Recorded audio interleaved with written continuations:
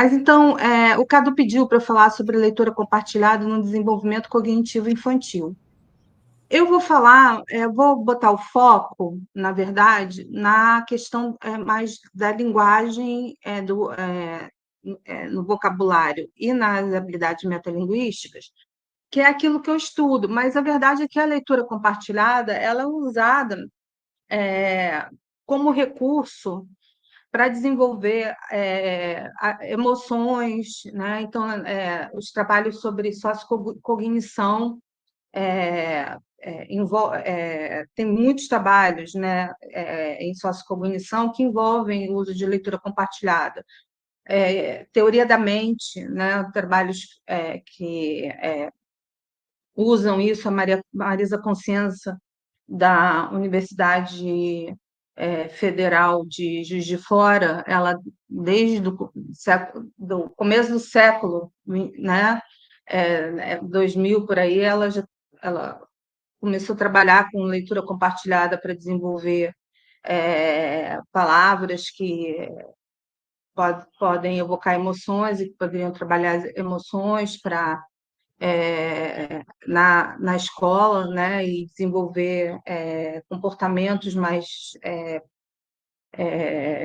que a gente chama de positivos, né, das crianças na escola. Tem muitos trabalhos sobre habilidades sociais e leitura compartilhada. Eu sei que a Adriana Benevides trabalha com isso também.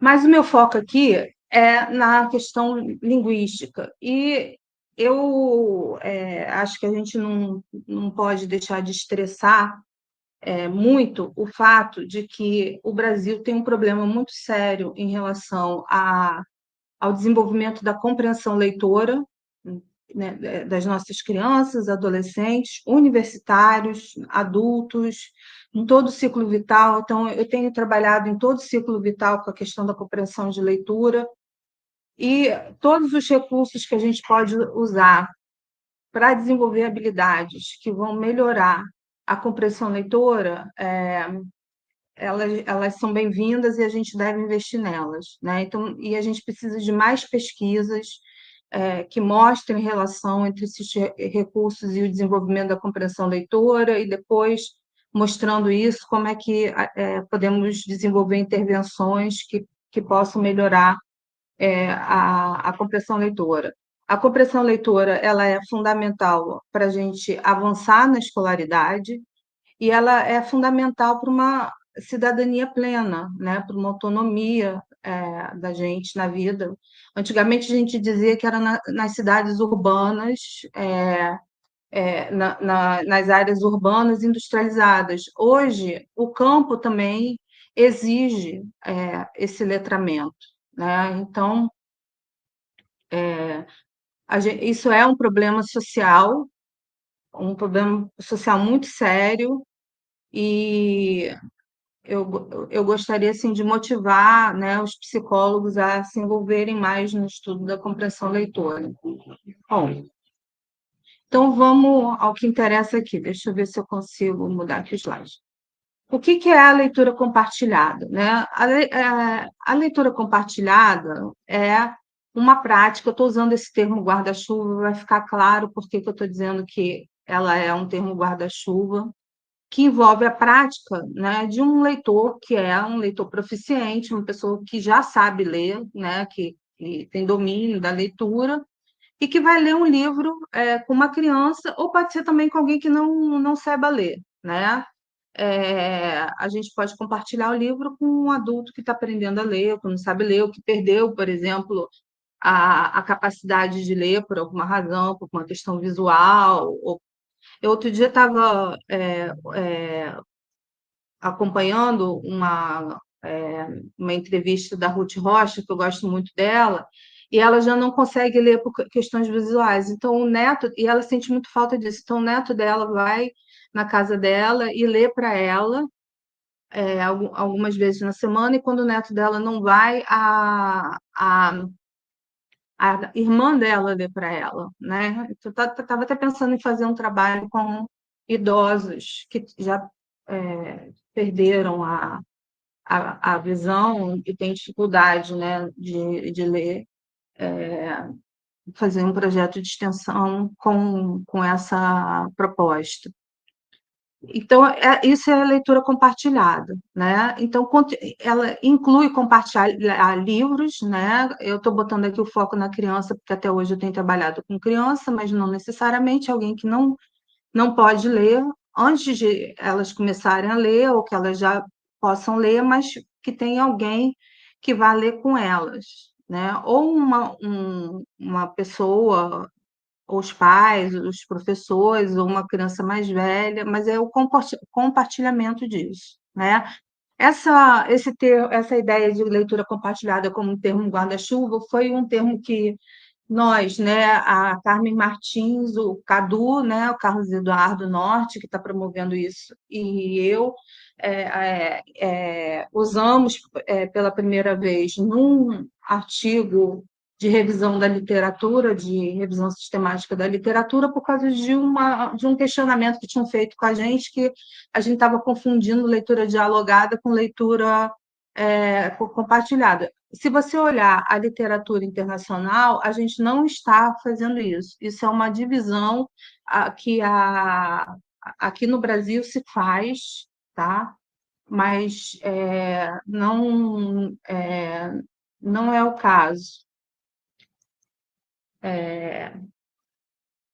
Eu vou passar para o slide 3, depois eu volto para o outro, só para explicar isso aqui. A gente usa esse termo guarda-chuva, desculpa, por causa de uma polêmica que surgiu num evento, né, que eu estava apresentando o trabalho, e que as pessoas disseram que eu estava falando de leitura dialogada. Leitura dialogada é um tipo de leitura compartilhada. Se você olhar a literatura internacional, a gente fez uma revisão sistemática da literatura, né?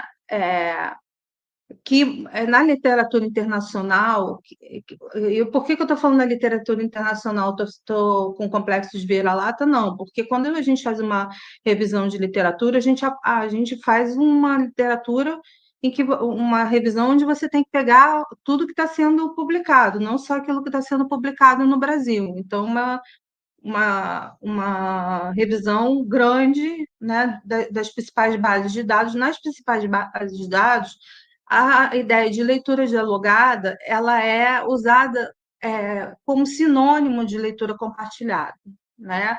Mas aqui no Brasil, as pessoas usam leitura compartilhada no contexto da escola e no contexto em que o professor está lá lendo junto com a criança para desenvolver alguma habilidade.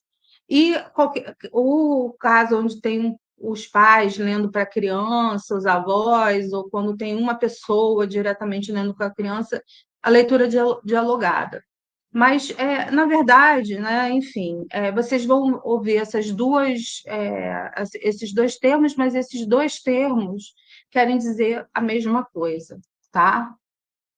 O que a leitura compartilhada, a leitura dialogada não inclui é você contar a história na ausência de um livro, né? Então, nós temos atividades que são bastante importantes para desenvolver a oralidade das crianças, como contar a história ou conversar com a criança, né? Quando você está numa situação de sala de aula, que as professoras fazem rodinha para conversar, pede para a criança contar o que ela fez no fim de semana, né?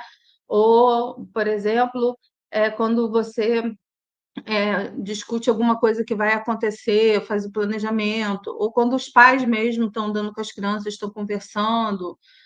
São situações que a gente, de linguagem rica, onde você pode estar explorando a sintaxe que a criança está usando, explorando a brincar com as palavras, né, com os sons das palavras. Você pode estar ensinando vocabulário para a criança, mas isso não constitui leitura compartilhada. Quando a gente está falando de leitura compartilhada, a gente está falando do livro. E isso é importante, por quê? Porque existe uma diferença entre a linguagem oral e a linguagem escrita. A linguagem oral tem uma estrutura própria, que é diferente da estrutura da linguagem oral. E quando a gente está falando de compreensão leitora, né? E a compreensão leitora, como eu falei, e é bom a gente repetir, a compreensão leitora é a base da escolarização. Você não faz um problema matemático sem você compreender a leitura, você não avança em história, geografia sem você compreender a leitura. Você precisa de ter um bom vocabulário, entender a sintaxe que está sendo utilizada ali na língua. Então, é, é, esse contato com os livros vão te preparar para você depois, quando você tiver que ler com autonomia, você ter facilidade na hora de você ler com autonomia.